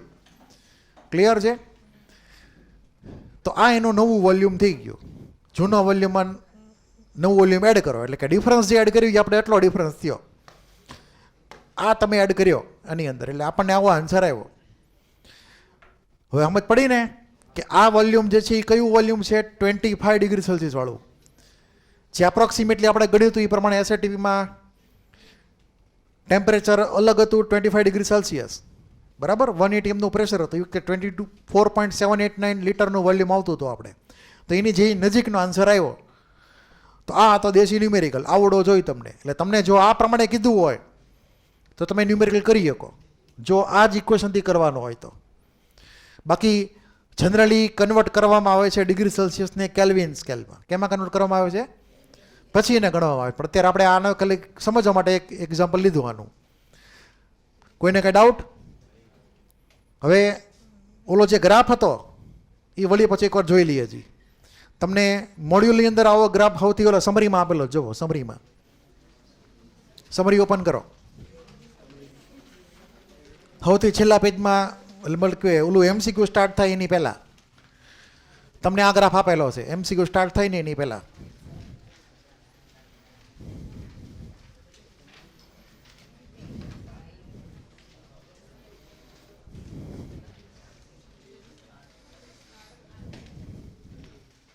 એમસીક્યુ સ્ટાર્ટ થાય એની પહેલાં તમને આ ગ્રાફ આપેલો હશે. આવો ગ્રાફ મળી ગયો. તો આગળનો જે ગ્રાફ હતો ને આપણે થોડીક વાર પહેલાં જોયો હતો, જેમાં લખ્યું હતું ઘણું બધું, આ એ જ ગ્રાફ છે ફરી વાર, નોટેશન સહિતનો અલગ અલગ. એટલે આમાં થોડાક વધારે નોટેશન લખેલા છે, થોડુંક વધારે ક્લિયર થાય છે. તો આ જે છે એની અંદર આ ડિગ્રી સેલ્સિયસ વાળી એક્સિસ થઈ ગઈ, આ ઇન્ટરસેપ્ટ થઈ ગયા અલગ અલગ પ્રેશર માટેના. બરાબર. અને આ કંઈક ખોટું લખેલું છે. આ ન આવે, આ બાજુ આવે ને, ભૂલ છે એમાં. ભૂલથી બે આ લીટો અહીંયા બાજુ આવે. હું ફરી વાર તમને ડ્રો કરી દઉં છું. આપણે એને ફરી એકવાર સમજી લઈએ. એમાં અમુક નવી ટર્મ છે એટલે.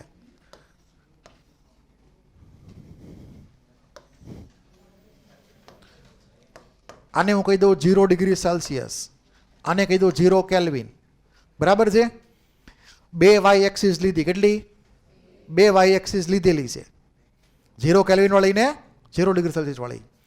અને એ 2 વાય એક્સિસમાં આપણે ડ્રો કરશું સ્ટ્રેટ લાઈન.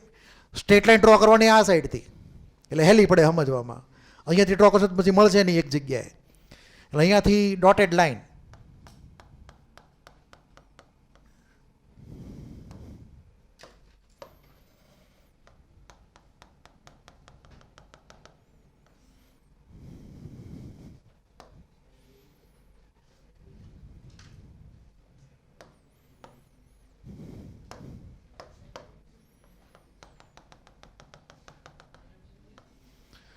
આ બધાના જો સ્લોપ અલગ અલગ છે કે નથી? બધાના સ્લોપ જે છે એમાં થોડોક ડિફરન્સ લાગે છે, કેમ કે અહીંયા આ ધીમે ધીમે ઉપર જાય, આ ફૂલ સ્પીડમાં ઉપર જાય. દરેકના ઇન્ટરસેપ્ટ અલગ અલગ છે. આ પહેલો ઇન્ટરસેપ્ટ આપણો. બરાબર. હવે ધ્યાન આપજો, ઇમ્પોર્ટન્ટ છે. અહીંયા હું જો લખી નાખું 1 ATM નું પ્રેશર, હું લખી નાખું 1 ATM નું પ્રેશર. તો આ ઇન્ટરસેપ્ટની બોલો વેલ્યુ કેટલી થશે? કોઈ કહી શકશે? Temperature 0 degree Celsius, pressure 1 ATM, amount રાખો 1 મોલ. તો મને આની વેલ્યુ મને કયો? 22.4 લીટર. ક્લિયર છો બધા? કેમ કે એસટીપી કન્ડિશન થઈ ગઈ ને ઇનડાયરેક્ટલી. 0 ડિગ્રી સેલ્સિયસ ટેમ્પરેચર અને 1 ATM નું પ્રેશર લીધું ઓલ્ડ સિસ્ટમ પ્રમાણે અને મોલ રાખ્યા 1. તો એ 1 મોલ આઈડિયલ ગેસનું વોલ્યુમ કેટલું થાય? તો અહીંયા વેલ્યુ કઈ આવશે? 22.4 લીટર આવશે. તો અહીંયા આપણે એ વેલ્યુ સાઈડમાં લખી નાખીએ. તો આ જગ્યાએ 22.4 લીટર. પછી માની લો કે હું પ્રેશર ડબલ કરી નાખું, બરાબર? એટલે કે માની લો કે લીધું 2 ATM નું પ્રેશર, ધારો કે. ક્લિયર? તો પ્રેશર વધાર્યું એટલે કે નવા પ્રેશર માટે આપણે ગ્રાફ ડ્રો કર્યો. નવા પ્રેશર માટે હવે મને ખબર નથી કે આ સાચો છે કે ગ્રાફ ઈ ખોટો છે. એ તમારે મને કહેવાનો છે કે 1 ઉપર આવે કે 2 ઉપર આવે. એ ક્લિયર નથી હજી મને. મેં તમને ખાલી એમને લખેલું આપ્યું છે. આપણે વેરીફાઈ કરી લેશું કે બરાબર છે કે નહીં એમ. પણ આપણે પ્રેશર નાખ્યું, બરાબર છે. અહીંયાની વેલ્યુ 1 કરતાં વધારે થવી છે કે ઓછી જવી એ ક્લિયર નથી હજી. એનો આન્સર તમારે મને કહેવાનો છે. હું કહું ત્યારે પણ આપણે પહેલાં એટલું યાદ રાખીએ કે આપણી આગળ જે ઇક્વેશન હતું, સાંભળતો ધ્યાનથી, હું તમને પહેલાં યાદ કરાવી દઉં. ઇક્વેશન જે છે એ હતું PV = nRT, બરાબર છે? એટલું ક્લિયર? ધ્યાન આપજો. તમારે મને કહેવાનું છે કે આ 2 ATM લખેલું છે એ સાચું છે કે ખોટું. એટલે કે ઉપરનું પ્રેશર આ નીચેવાળા કરતાં વધારે આવે કે ઓછું આવે, એ તમારે મને કહેવાનું છે. એટલે અહીંયા આપણે V ને T સરખાવી દઈએ આવી રીતે. તો આમ લખી શકાય V = nR/T. અને આ કોના જેવું ઇક્વેશન થઈ ગયું? Y = mx. તો સ્લોપની વેલ્યુ કઈ થઈ બોલો? nR/P. સ્લોપ જે છે એ શું થઈ ગયો? nR/P is the slope. તો હવે ખાલી સ્લોપની વેલ્યુ જ જુઓ. તો કે આ લાઈન ને આ લાઈન, એમાં વધારે સ્લોપ કોનો મોટો કહેવાય? બ્લુ કે યલો? હે? બ્લુ નો સ્લોપ વધારે છે, એ જલ્દી ઉપર જાય. અહીંયા એંગલ જો મોટો બને છે, અહીંયા એંગલ મોટો બને છે. તો અહીંયા હાઈ સ્લોપ, અહીંયા લો સ્લોપ. તો સ્લોપ જેનો વધારે હશે એનું પ્રેશર નાનું હશે કે મોટું હશે? હે? તો અહીંયા આપણે મેથેમેટિકલી જોઈએ તો પ્રેશર ઘટે તો સ્લોપ વધે, બરાબર છે? પ્રેશર ઘટી ગયું, સ્લોપ વધી ગયો. તો બ્લુનો સ્લોપ વધારે છે યલો કરતાં. તો મેં જે લખ્યું છે 2 ATM, એ સાચું છે કે ખોટું છે બોલો? હે? ખોટું થયું? સમજ પડી? તો અહીંયા મારે 1 કરતાં વધારે લખવાનું કે ઓછું લખવાનું? 1 કરતાં ઓછું લખવાનું. કેમ કે જેમ હું ઉપર જઈશ એમ પ્રેશર જે છે એ ઘટતું જશે. ક્લિયર? જો અહીંયા લખેલું જ છે P1 < P2 < P3. જો અહીંયા P3 અહીંયા હોય તો ઉપરવાળું પ્રેશર એનાથી ઓછું હશે, P2 કરતાં ઉપરનું પ્રેશર એનાથી ઓછું હશે. સમજ પડી? એ આપણે વર્કઆઉટ કેવી રીતે કર્યું? આ સ્લોપને આધારે. તો જેમ જેમ તમે ઉપર જશો એમ પ્રેશર ઘટતું જશે. તો મારે અહીંયા 2 ATM ની બદલે માની લો કે હું વેલ્યુ મારે ઘટાડવી છે, મારે 2 લખાય નહીં, એટલે તમને છેતરી જાય ગ્રાફમાં. તમને એમાં આ રિલેશન ખોટો તમને આપે ગ્રાફની અંદર, બરાબર છે? તો ઉપર જાવ એમ પ્રેશર ઘટે છે આ ગ્રાફની અંદર. ધ્યાન રાખજો, છેતરાતા નહીં. તો હવે અહીંયા સપોઝ મને કહી દઉં 0.5 ATM કહી દઉં, ધારો કે.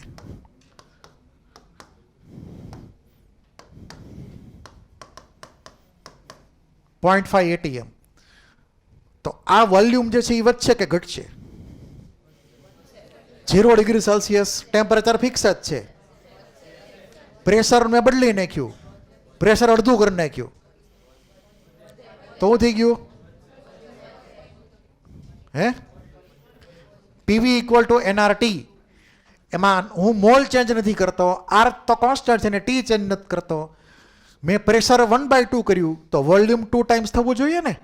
પીવી તો જ કોન્સ્ટન્ટ રહે, અમે એનઆરટી કોન્સ્ટન્ટ કરવા માટે.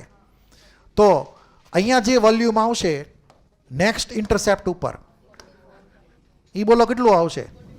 44.8 લીટર. સમજ પડી? પછી એ પ્રમાણે તમે હજી ઉપર જતા જાઓ. માની લો કે અહીંયા હવે હું 0.25 લઈ લઉં, માની લો કે ઉપરનું પ્રેશર હજી 0.25 ATM, અડધું અડધું કરતા ગયા આપણે. 1 ના અડધા 0.5, 0.5 ના અડધા 0.25, બરાબર. દરેકમાં મોલ ફિક્સ રાખીએ, 1 મોલ.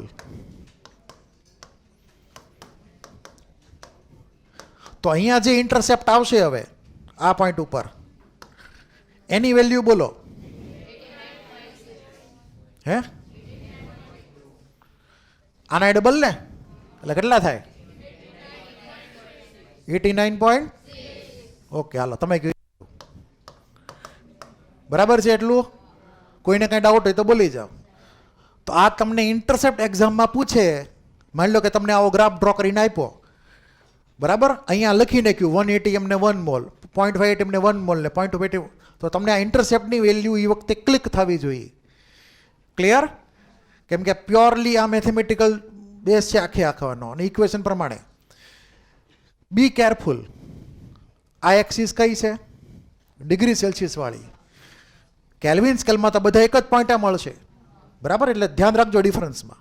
તો આ પોઈન્ટ ઉપર જો આપણે ગ્રાફિકલી ચેક કરીએ, ગ્રાફિકલી, તો આપણને એવું લાગશે કે તમે જેમ જેમ ટેમ્પરેચર ઘટાડતા ગયા એમ ગેસનું વોલ્યુમ હાવ નાનું થતું ગયું અને ગેસ છેલ્લે 0 વોલ્યુમ ઓક્યુપાય કરશે. શું કરશે? અહીંયા વોલ્યુમ કેવું થઈ જાય? આ વોલ્યુમ એક્સિસ છે ને, આ વોલ્યુમ છે આખે આખું. અહીંયા ટેમ્પરેચર ઉપર વોલ્યુમ. તો વોલ્યુમ એનું કેવું થઈ જાય? 0. પણ ખરેખર કોઈથી 0 થાય? કોઈ પ્રેક્ટિકલી પોસિબલ છે ને. એ ગેસમાંથી લિક્વિડ બની જાય. શું બની જાય? લિક્વિડ. કેમ કે તમે જેમ જેમ ટેમ્પરેચર ઘટાડશો એમ પછી ગેસ ધીમે ધીમે કન્વર્ટ થશે લિક્વિડમાં. આપણે કેમ ઓલી વોટર વેપર હોય, વોટર વેપર, પાણીની બાષ્પ, એને તમે ટેમ્પરેચર ઘટાડી નાખો તો એ લિક્વિડ વોટરમાં કન્વર્ટ થઈ જાય. એવી રીતે તો અહીંયા જે લાઈન છે એ બધી ડોટેડ લાઈન છે. જો આ બધી લાઈન કેવી છે? Dotted line. મતલબ આપણે અહીંયા સુધી ગયા હતા, પછી આગળ અમુક પોઈન્ટ સુધી એક્સટેન્ડ કરી નાખવાનું. આ એક્સટેન્ડ કરેલી લાઈન છે એવું માની લેવાનું, ખરેખર હોય નહીં. માની લીધું કે અહીંયા બધા પોઈન્ટ મળે છે એટલે ઇમેજિનરી માનવાનું છે કે 0 કેલ્વિને વોલ્યુમ 0 થશે, પણ પ્રેક્ટિકલી પોસિબલ છે નહીં. અને તમે હજી ઘટાડો ટેમ્પરેચર, બરાબર. એટલે કે જસ્ટ ઇમેજિન કરો કે -280 degree Celsius. Is this possible? No. એ પોસિબલ જ નથી અર્થ ઉપર દુનિયાની કોઈ પણ લેબોરેટરીમાં કે તમે ટેમ્પરેચર 0 કેલ્વિનથી નીચે લઈ ગયા, એટલે કે -273 ડિગ્રી સેલ્સિયસથી નીચે વ્યા ગયા. ઇમ્પોસિબલ. નેપોલિયન ખોટો પડે છે, ખબર છે? નેપોલિયન આઈ એમ પોસિબલ વાળો, ઇમ્પોસિબલ વાળો, ખબર છે ને? એ તો નેપોલિયન એવું કીધું હતું કે ઇમ્પોસિબલમાં જ આઈ એમ પોસિબલ છે. અહીંયા એ ખોટો પડે છે, બરાબર. અહીંયા ઇમ્પોસિબલ રિમેન્સ ઇમ્પોસિબલ. એ આઈ એમ પોસિબલ થતું નથી. તો ટેમ્પરેચર બિલો 0 કેલ્વિન વર્લ્ડમાં ક્યાંય પોસિબલ નથી. દુનિયાની હારામાં હારી લેબ લઈ આવો તો નહીં થાય 0 કેલ્વિનથી નીચે ટેમ્પરેચર. તો એ મિનિમમ ટેમ્પરેચર 0 કેલ્વિન છે, ત્યાંથી નીચે કોઈ ગયું નથી પ્રેક્ટિકલમાં, લેબોરેટરીમાં. એટલે નેગેટિવમાં તો જવાનો સોલ્વ નથી થતો, નેગેટિવ કેલ્વિનમાં. તો તમે લોએસ્ટ ટેમ્પરેચર ડિગ્રી સેલ્સિયસમાં કેટલું અચીવ કરી શકશો? -273. એથી નીચે જવાનો સવાલ જ નથી થતો. કેમ કે નીચે જાય તો વોલ્યુમ નેગેટિવ થવા માટે, ત્યાં પોસિબલ જ નથી. અહીંયા તો 0 માંડ થાય છે, તો નેગેટિવનો ક્યાંથી સવાલ આવ્યો? એટલે આ ગ્રાફ ખાલી આપણે પ્રેક્ટિકલી લેવાનો છે સમજવા માટે, ડ્રો કરવાની બાબતમાં. બાકી કોઈ અહીંયા 0થી પહોંચતું નથી. સમજવાનું એવી રીતે એક્સટેન્ડ કરીને. તો આ ક્લિયર છે? આ બધી પ્રેશરની વેલ્યુ, આ બધા ઇન્ટરસેપ્ટની વેલ્યુ તમને ક્લિક થવી જોઈએ એમાઉન્ટ આપેલું હોય તો. ઓકે, હવે એ પણ થઈ શકે કે અહીંયા હું મોલ ચેન્જ કરી નાખું, 1 mall 1 mall 1 mall 2 mall 2 mall 2 mall કરી નાખું બધામાં, તો બોલો શું થાય? તો પીવી એનઆરટીમાં એન ડબલ કરી નાખું, 1 ની બદલે 2 કરી નાખું તો વોલ્યુમ ડબલ થાય કે ન થાય? તો અહીંયા 2 મોલ હોય તો અહીંયા કેટલા થાય? 44.8. અહીંયા 2 મોલ હોય તો અહીંયા શું વેલ્યુ મળે? 89.6. અહીંયા 2 મોલ હોય તો અહીંયા શું વેલ્યુ મળે? અહીંયા ડબલ. ક્લિયર છે? તમારે આ રૂલને ફોલો કરવાનો, આ જે રૂલ છે એને, પીવી ઇક્વલ ટુ એનઆરટી ને તમે એન ડબલ કર્યા તો વોલ્યુમ ડબલ, બાકી બધું ફિક્સ. એવી રીતે સમજ પડી? તો આ ગ્રાફ તમે, આ ગ્રાફમાં પ્રોબ્લેમ શું હતો? અહીંયા ઇન્ટરસેપ્ટ આપેલો હતો જે ખોટો છે. બરાબર? આમ તો એને છે ને આની વેલ્યુ અહીંયા મેજર કરેલી છે આમ. હવે એ હાલશે, થોડીક જોવામાં મિસ્ટેક થઈ જાય, પણ તમે આને ધ્યાનમાં રાખજો. ઓકે, એટલું ક્લિયર? હવે અહીંયા લખેલું છે ડેલ્ટા વી બાય ડેલ્ટા, એટલે કે સ્લોપ. શું થઈ ગયું? આ જે આપણે અગાઉ વાત કરી હતી ને, એ V0 ડિવાઇડ બાય 273 થઈ ગયો. ઓકે, હવે એ કમ્પ્લીટ. હવે બીજા ગ્રાફમાં કયા કયા પોસિબલ થાય અને રિલેશન કયો થાય આનો? એક તો આ તમે વાંચજો, બરાબર? આ જે છે ને ડેટા બધો વાંચજો એકવાર. Characteristics of graph of Charles law, એટલે આ બધું વાર્તા લખેલી છે. એ વાર્તા તમારે વાંચવાની. આપણે જે વાર્તા હમણાં કરી બધી આ ગ્રાફ માટે, એ બધી વાર્તા ઓલા પેરાગ્રાફમાં લખેલી છે. એ તમારે આખે આખું વાંચવાનું તમારી રીતે. એમાં કાંઈ ડાઉટ લાગે તો પૂછી લેવાનું, ન સમજાય તો. ઓકે, હવે આપણે કેલ્વિન સ્કેલમાં જ જશું હવેથી. કેમાં જશું હવે? કેમ કે આપણે બધી જગ્યાએ ટેમ્પરેચરની એન્ટ્રી કેમાં કરવાની છે? ડિફોલ્ટ હવેથી ન્યુમેરિકલમાં કેલ્વિન સ્કેલમાં. Only for Charles law A particular equation આપણે યાદ રાખવાનું, ડિગ્રી સેલ્સિયસ સ્કેલનું, પછી ભૂલી જવાનું હોય. ન્યુમેરિકલમાં એને એપ્લાય કરવાનો ક્યાંય નહીં આવે, ક્યાંય કરતાં ક્યાંય નહીં. આખા 11, 12 ફિઝિક્સ કેમેસ્ટ્રીમાં ક્યાંય તમારે ડિફોલ્ટ કેલ્વિન સ્કેલ જ એપ્લાય કરવાનો છે. તો કેલ્વિન સ્કેલ પ્રમાણે તમે જોશો તો શું હતો? Charles law, V proportional to T. Condition કઈ હતી? મોલ અને પ્રેશર કોન્સ્ટન્ટ. આ હતી condition. V proportional to T હોય તો V ડિવાઇડ બાય T કેવું થાય? કોન્સ્ટન્ટ. મતલબ અલગ કન્ડિશન લઈએ તો V1 divide by T1 equal to V2 divide by T2. આવો આપણે દેશી રિલેશન મળશે. Clear? V by T constant તો V1 divide by T1 equal to V2 divide by T2. Simple relation આપણને આવો મળશે. એના ન્યુમેરિકલ તમને એક્ઝામમાં પૂછી શકાય. આમાં કોઈને કાંઈ ડાઉટ હોય તો બોલી જાઓ. છે કોઈને કાંઈ ડાઉટ? એટલું ક્લિયર? હવે આ ગ્રાફની વાત કરી લઈએ ફટાફટ. થોડોક ટાઈમ થઈ ગયો છે, 2 મિનિટ. ગ્રાફ તમારે કાલ ડ્રો કરીને આવવાના છે, જાતે ટ્રાય કરીને. આ ગ્રાફ મેં તમને ઇનડાયરેક્ટલી અગાઉ કીધેલા જ છે, બરાબર? આપણે 1-2 ની ડિસ્કસ કરી લઈએ કેવી રીતે થશે એ વાત. તમને આ બધા ફોટા ઓલા સમરીમાં આપેલા છે, એ ચેક કરી લેજો એકવાર. આ 3 ગ્રાફ છે અને પછી બીજા 2 પાછા એક આ છે. કુલ 5 ગ્રાફ ને આ તો આપણે ડિસ્કસ કરી લીધો અલગથી. એટલે તમારે આ 5 ગ્રાફને ડ્રો કરવાના છે. એમાંથી આપણે આ પહેલો ગ્રાફ તો જોઈ લીધો કે V વર્સિસ T નો ડાયાગ્રામ કેવો હોય? Straight line. કેલ્વિન સ્કેલમાં લેવાનો છે. કેવો? અહીંયા કેલ્વિન સ્કેલ છે, એટલે temperature is in Kelvin scale. તો straight line from the origin. અલગ અલગ પ્રેશર લઈએ તો 2 અલગ અલગ લાઇન મળે. પણ આમાંથી મોટું નાનું કોણ? P1 P2 માંથી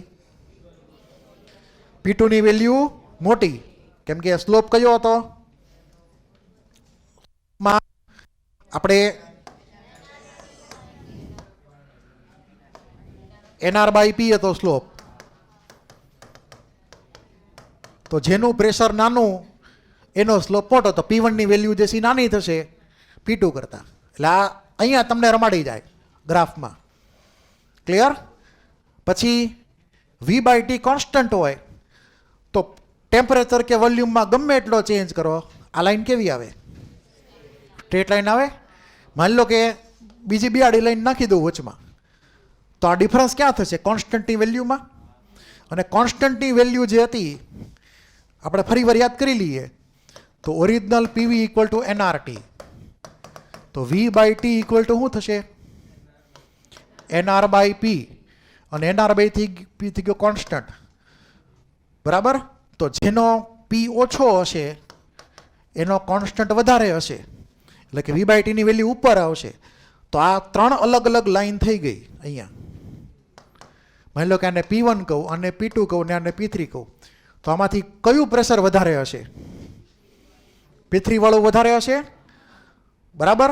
તો જ તે આ કોન્સ્ટન્ટની વેલ્યુ નાની થાય, અને જેમ જેમ ઉપર જેમ P ઘટે તો કોન્સ્ટન્ટ વધે. તો 3 લાઈન, એમાં તમારે પ્રેશરનો સિક્વન્સ ક્લિયર કરવાનો. મેં કીધું સમજાણું? કોઈને કાંઈ ડાઉટ? હવે માની લો કે અહીંયા વી બાય ટીની બદલે ટી બાય વી કરી નાખું. હું કરી નાખું? T by V. તો અહીંયા જો હું ટી બાય વી કરું, છેતરાતા નહીં એક્ઝામમાં, ટી બાય વી કરી નાખીએ તો શું થઈ જાય? પી બાય એનઆર, નવો આપણને મળે કોન્સ્ટન્ટ. તો એ વખતે પી વધારો તો ટી બાય વીની વેલ્યુ વધે. અહીંયા ધ્યાનથી જોવાનું ખાસ કે વી બાય ટી છે કે ટી બાય વી છે, એટલે પ્રેશરની સિક્વન્સમાં ચેન્જ આવશે. એટલું ક્લિયર? એટલે આ બધા ગ્રાફ, અને આ કયો ગ્રાફ થયો? Rectangular hyperbola. સ્ટ્રેટ લાઈન હોય વી બાય ટી, એમાંથી એક જણને ઊંધો કરી નાખો તો ગ્રાફ કેવો આવે? તો તમારે એ વર્કઆઉટ કરવાના છે જાતે, બરાબર છે. 3 અલગ અલગ પ્રેશર P1 P2 P3 માટે આવડવા જોઈએ. અને પછી આ બીજો ગ્રાફ લોગ માટેનો. ક્લિયર? એ તમારું હોમવર્ક.